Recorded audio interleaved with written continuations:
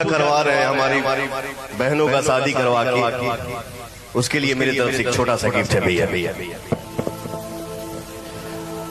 और मैं यह बता दूं गोपाल जी, सब लोगों को बता देना चाहता हूं कि इसमें 5,01,000 रुपया है इन हमारी बेटियों के लिए।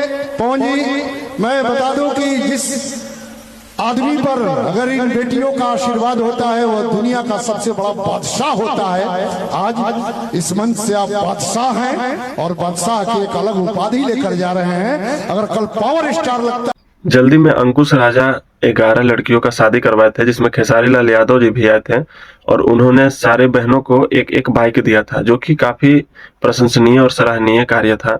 लेकिन कुछ ऐसे फैंस हैं उनके जो कि ट्रोल कर रहे थे कि पवन सिंह कहाँ गए, पवन सिंह क्या इस सब काम में आगे नहीं आ सकते हैं। तो भाई देखो, कहना ये चाहते हैं कि जो 11 लड़कियों का शादी अंकुश राजा करा रहे हैं, उसमें पवन सिंह का क्या योगदान है क्या नहीं है, आप अंकुश राजा से पूछ सकते हैं। दूसरी चीज कि 1 साल पहले ही पवन सिंह ने 51 लड़कियों का शादी करवाया था। आन पून के मामले में या बड़ा दिल के मामले में आप पवन सिंह से आगे कभी नहीं जा सकते हैं।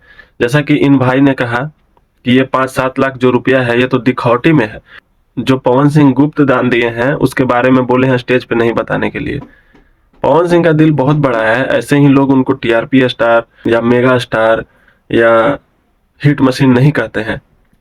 पवन सिंह दिल के आदमी है, इसीलिए तो उनके घर वाले फायदा उठा रहे हैं इसी चीज का और पवन सिंह के घर नहीं बसने दे रहे हैं।